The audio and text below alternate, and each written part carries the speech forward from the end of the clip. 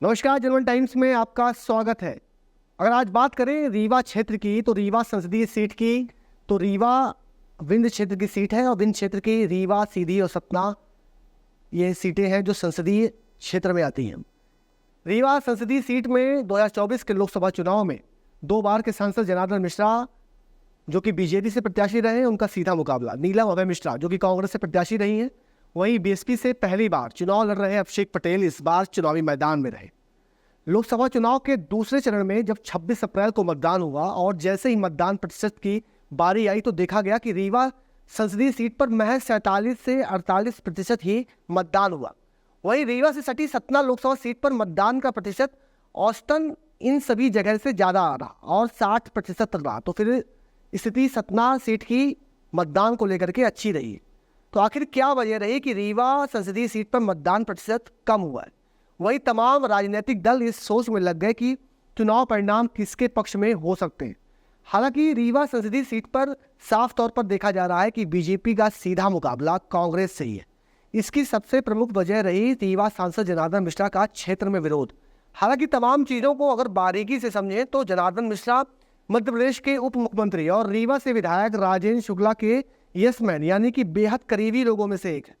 और यह जग जाहिर है कि राजेंद्र शुक्ला के कहीं ना कहीं चेहरे पर ही ये चुनाव लड़ते हैं और पिछले 2 चुनावों में कहीं ना कहीं राजेंद्र शुक्ला को ही आगे करके ये उन्होंने चुनाव लड़ा है। और राजनीतिक रूप से अगर समझे तो राजेंद्र शुक्ला के बाद रीवा में उनसे कड़ी टक्कर लेने का अगर किसी ने मजबूती से दावा किया है तो वह है सेमरिया से वर्तमान कांग्रेस के विधायक अभय मिश्रा, जिनकी पत्नी नीलम अभय मिश्रा इस बार लोकसभा चुनाव लड़ रही। हालांकि नीलम मिश्रा सेमरिया सीट से विधायक भी रह चुकी। वहीं इन दोनों प्रत्याशियों के बारे में अगर समझा जाए तो चाहे जनार्दन मिश्रा हो जो कि बीजेपी से प्रत्याशी हैं या फिर नीलम अभय मिश्रा जो कांग्रेस से प्रत्याशी हैं, यह दोनों लोग सेमरिया क्षेत्र से ही आते हैं। और अगर रीवा की 8 विधानसभा सीटों की बात करें और उसके एनालिसिस को समझें तो सेमरिया विधानसभा में इन दोनों के बीच कांटे की टक्कर है। वहीं गुड़ विधानसभा की अगर बात करें तो बीजेपी, कांग्रेस और बहुजन की टक्कर है, क्योंकि बहुजन का भी इसमें कोर वोट बैंक है, कांग्रेस के चूँकि क्षत्रिय वोट और तमाम सवर्ण वोट है और बीजेपी का वोट बैंक भी अच्छा खासा गुड़ विधानसभा क्षेत्र में है। वहीं गुड़ से सटी मनगांव विधानसभा सीट की बात करें तो मनगांव में बीजेपी हालांकि मजबूत स्थिति में है, वहाँ भी बीजेपी और कांग्रेस की टक्कर देखने को मिल सकती है। वहीं मनगांव से सटी देवतला सीट की बात करें तो देवतालाब रीवा लोकसभा की हाई प्रोफाइल सीट रही है, क्योंकि यहाँ से पूर्व विधानसभा के अध्यक्ष गिरीश गौतम यहाँ से विधायक हैं। और यह कहीं ना कहीं सबको पता है और छुपा नहीं हुआ है कि राजेंद्र शुक्ला और गिरीश गौतम राजनीतिक रूप से कहीं ना कहीं प्रतिद्वंदी रहे। और देवतालाब विधानसभा में अगर गिरीश गौतम की नाराजगी राजेंद्र शुक्ला से है तो कहीं ना कहीं इसमें कांग्रेस को माइलेज मिल सकता है। वहीं मऊगंज विधानसभा की बात करें तो यहाँ से प्रदीप पटेल बीजेपी से विधायक चुनकर आए और बीजेपी से और लोग ये विधायक रहे हैं। और लोकसभा चुनाव में देखा गया है कि सवर्ण वोटर्स मऊगंज विधानसभा क्षेत्र में कहीं ना कहीं कांग्रेस के पक्ष में दिखाई दिए।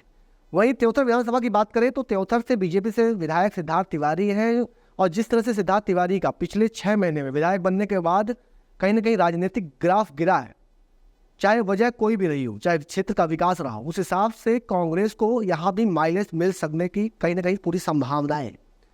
और सबसे महत्वपूर्ण सीट रीवा से सटी हुई सिरमौर विधानसभा की बात करें तो यहाँ भाजपा और कांग्रेस की सीधी लड़ाई है, क्योंकि तमाम देखा गया है कि भले बीजेपी से विधायक यहाँ पे दिव्यराज सिंह हूँ, पर आदिवासी वोटों का जिस तरह से इस बार कांग्रेस के पक्ष में माहौल दिखा है और ये देखा गया है कि आदिवासी वोट कहीं ना कहीं एकजुट होकर के कांग्रेस के पक्ष में दिखाई दी है। इस हिसाब से सिरमौर विधानसभा में कांग्रेस की स्थिति बीजेपी से तो बेहतर दिखाई दे रही।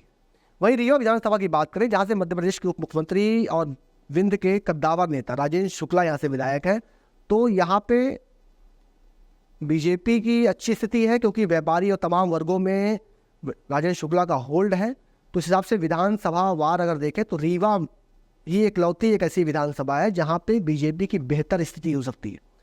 तमाम चीज़ों का एनालिसिस करें और विधानसभा को लेकर के अगर लोकसभा के परिणाम में को एनालिसिस करें तो भाजपा बनाम कांग्रेस की सीधी लड़ाई लगभग दिखाई दे रही है। इसकी सबसे बड़ी वजह रही कि बीजेपी को जाने वाला ओबीसी में सबसे ज़्यादा पटेल वोट, जो कि बहुतायत में है रीवा लोकसभा में, उसका ध्रुवीकरण हुआ, क्योंकि बीएसपी से जो कैंडिडेट है वो भी उसी समाज से आते हैं, अभिषेक पटेल। तो अगर ओबीसी में सबसे अधिक पटेल वोट अभिषेक पटेल को मिले होंगे तो उससे सीधा नुकसान भाजपा के प्रत्याशी जनार्दन मिश्रा को होगा, और उसका फायदा कहीं ना कहीं कांग्रेस के प्रत्याशी नीलम अभय मिश्रा के साथ होगा। और रीवा लोकसभा में अगर बात करें वोटों की, और तो 19 लाख के लगभग मतदाता हैं, जिसमें सबसे अधिक सवर्ण यानी कि ब्राह्मण वोट है। ओबीसी में पटेल वोट बहुतायत में है, क्षत्रिय वोट भी है, उनका अच्छा खासा प्रभाव रहा है। तो लोकसभा क्षेत्र में इस बार राजनीतिक जानकारों की माने तो क्षत्रिय वोट जो कभी बीजेपी की तरफ रहा है, और तो इस बार वो कांग्रेस के पक्ष में दिखाई दे रहा है, और पटेल वोट बहुजन की तरफ, क्योंकि बहुजन से प्रत्याशी अभिषेक पटेल है। तो इन समीकरण के हिसाब से बीजेपी के पास कैडर वोट के अलावा सवर्ण में ब्राह्मण वोट जो कि आधा, क्योंकि बीजेपी और कांग्रेस से ब्राह्मण ही कैंडिडेट है, तो लगभग आधा वोट बीजेपी की तरफ अगर गया होगा और पटेल वोट का नुकसान हुआ होगा तो कांग्रेस के प्रत्याशी को माइलेज मिल सकता है। और कहीं ना कहीं कांग्रेस की तरफ मुस्लिम जो एक वोट है वो एक मुश्त है, और मुस्लिम भी लगभग बड़ी संख्या में रीवा लोकसभा में है।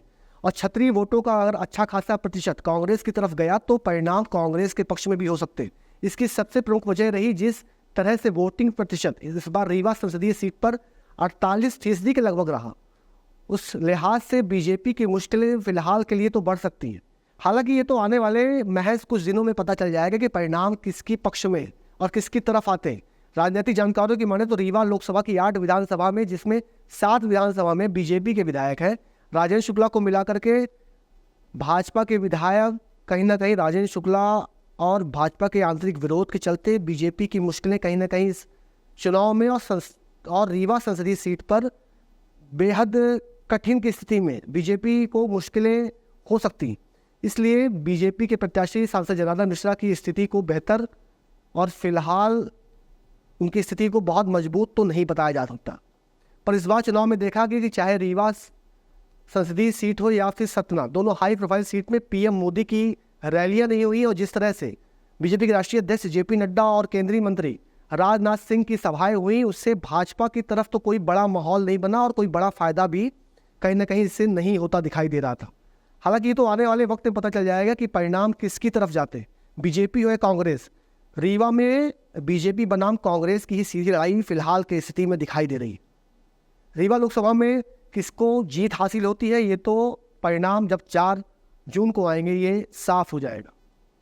हम आते रहेंगे एक नई रिपोर्ट के साथ आपके बीच। तब तक खबरों के लिए देखते रहे जनमन टाइम्स, उभरते विंध्य की आवाज़।